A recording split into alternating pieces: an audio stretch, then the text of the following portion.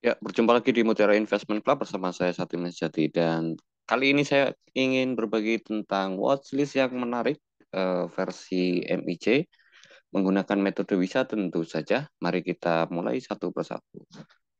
Yang pertama ada MBAP di sektor batubara.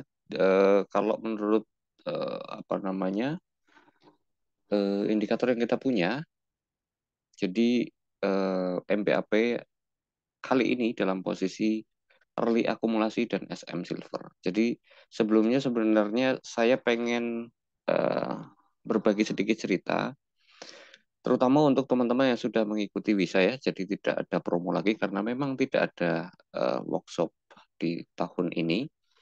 Intinya adalah tadi saya sedang buka-buka alert yang diterima oleh teman-teman yang sudah mengikuti WISA, tapi ternyata saya berpikir ini bisa jadi pembelajaran yang menarik bagi teman-teman yang sudah mengikuti WISA. Jadi ada tiga kondisi yang sama, early akumulasi dan SM silver, tapi cara bacanya harus berbeda.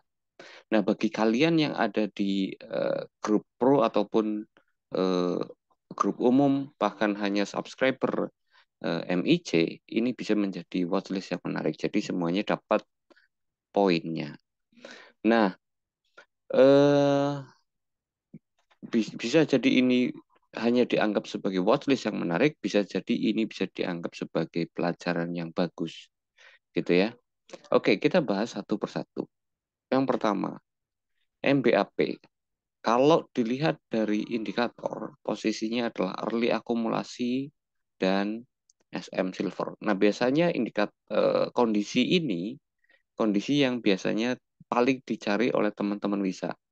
Tapi dalam kasus MBAP, dia berada di eh, support area ya. Dia di support area yang artinya risk to reward rasionya sangat menarik. Ya. Artinya risknya kecil, rewardnya cukup besar. Anggaplah misalnya TP3 di 8.100. 8.100 itu titiknya ada di sini. Jadi kita nggak usah ngomong target halu atau target muluk-muluk yang ada di 9475, tapi kita ngomong target 3 saja misalnya 8.100. Ini sangat memungkinkan secara teknikal. Nah, kemudian ketika kita melihat risk-nya di bawah 6.400 misalnya, 6.400 di sini berarti ya. Kalau kita buat standar 2 tik berarti 6350 gitu ya.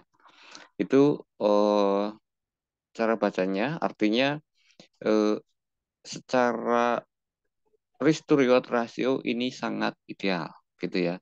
Dari sisi indikator bagus, secara risk to reward ratio ini ideal. Mari kita lihat yang kedua ya. Nah, bagi teman-teman Bapak Ibu yang lain yang bukan alumni WISA juga bisa ya, juga bisa menggunakan trading plan ini yang tertera di sini, silahkan dicatat untuk diperhatikan pergerakannya pada minggu ini gitu ya.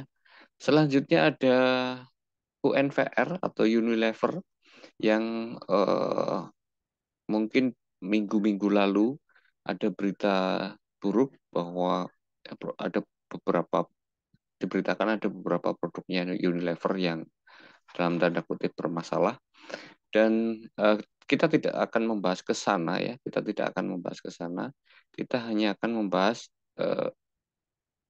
peluang ya untuk trading berdasarkan indikator yang saya bagikan. Oh ya, saya ingin disclaimer terlebih dahulu karena ini adalah pembelajaran bagi teman-teman WISA terutama. Saya ingin disclaimer karena terpaksa harus menyebut nama emiten. Jadi saya ingin menyampaikan bahwa ini adalah analisa saya pribadi dan ini sebenarnya berlaku secara internal sebetulnya, eh, bukan ajakan jual ataupun beli. Ini adalah hasil analisa pribadi saya. Dan segala bentuk transaksi merupakan tanggung jawab dari pribadi masing-masing dari kalian. Oke, yang kedua ada Unilever. Jadi Unilever ini sebenarnya sudah muncul, menurut saya sudah muncul early akumulasi dan SM Silver itu di hari kemarin sebenarnya ya. Nah, tapi hari ini masih eh, silver ya, masih SM Silver. Nah, ini juga menarik. Ini juga menarik kalau kita misalnya melihat secara teknikal, misalnya kita menargetkan yang paling pendek saja itu bisa mencapai di 4920. Artinya sudah di atasnya. Artinya kalau kita hanya mencari TP3 itu sudah sangat mungkin ya. Itu sudah sangat mungkin. Jadi 4850 TP3-nya itu sangat mungkin untuk dicapai oleh apa namanya? Oleh eh, Unilever ini. Nah, masalahnya adalah berapa hari. Nah, itu kan berapa lama itu yang masih perlu kita buktikan. Nah, secara risk to reward jika Bapak Ibu hanya mengandalkan TP1, kata indikator memang tidak menarik. Tapi kalau misalnya Bapak Ibu melihatnya adalah risk-nya ini dan kemudian reward-nya di sini, menurut saya menarik. Ini dalam kondisi sama-sama apa namanya, sama-sama kondisi early akumulasi dan SM silver. Nah, kalau misalnya harus mengambil Unilever, saya akan gimana? Saya akan antri misalnya paling tidak saya akan antri di 4580 barangkali ya. Jadi angka 4580 itu dapat dari mana? Dari pivot yang ada di sini. Yang ada di sini. Jadi ini ada antrian 4530 sampai dengan 4610, pivotnya 4587. Barangkali saya akan antri di situ 4587. Ya oke lah. 4590 paling tinggi berarti. Itu kalau saya harus ambil Unilever. Itu antrian saya tertinggi adalah 4590. Oke, kita lanjutkan ke emiten selanjutnya yaitu Suli ya. Nah, ini kondisinya juga sama ya, early akumulasi dan SM silver. Akan tetapi secara apa namanya? Secara potensi upside Suli ini tidak terlalu jauh menurut saya. Misalnya ke 151. 151 itu di mana? Nah, 151 itu di sini. Jadi ekspektasinya Suli ini bukan membuat higher high baru, tapi higher low baru. Nah, kalau ke 151, apakah memungkinkan? Mungkin saja, tapi secara chart tidak terlalu menarik. Bahkan sangat mungkin dia tertahan di 145.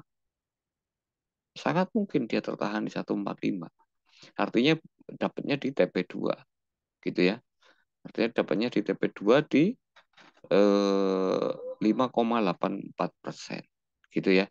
Dengan batas cut loss kalau misalnya tidak mengikuti ini berarti di bawah agak jauh ini ya. Tapi kalau ngikutin ngikutin rencana yang ada di sini adalah CL di bawah 132. Berarti kalau dianggap 2 tick di bawah 132 berarti 130. 130 itu di sini ya. Itu kondisinya. Jadi eh, kondisi sama-sama early akum dan SM silver, tapi kita perlu melihat chartnya seperti apa nih. Chartnya lebih menarik yang mana. Nah, kalau sama-sama apa namanya, sama-sama SM silver dan early akum, saya akan pilih yang mana dari ketiga ini. Saya akan memilih MBAP dan Unilever. Bahkan kadang-kadang saya tidak harus memilih MBAP dan eh, Unilever yang SM Silver dan Early Akum, bahkan mungkin apa namanya, bahkan mungkin saya akan memilih yang lain, misalnya JPFA. Jadi waktu candle yang ini ada teman-teman pro yang tanya ke saya, Pak, JPFA gimana kondisinya? Saya bilang ya hampir bottoming tapi belum.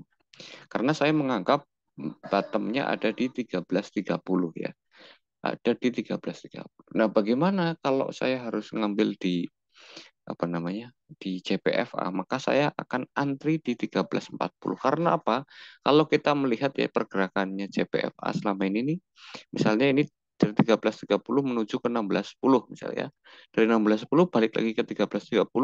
Jadi bukan tidak mungkin pergerakan JPFA selanjutnya adalah dari 13.30 menuju ke 16.10 lagi gitu ya. Atau misalnya kita targetkan TP3-nya 15.10 berarti TP selanjutnya barangkali 15.90 atau 16.10 deh supaya sama gitu ya. Nah, artinya kalau melihat risk to reward kemudian melihat fasenya ini CPFA cukup menarik untuk dijadikan watchlist ke depan. Jadi terutama untuk teman-teman bisa tidak harus terpaku pada SM Silver dan early akum. Jadi tidak harus berpatok pada warna bar dan apa namanya kondisi. Juga harus melihat konteksnya. Secara chart dia lebih memungkinkan atau lebih menarik yang mana secara risk to reward rasionya dan kondisi harganya ada di berapa.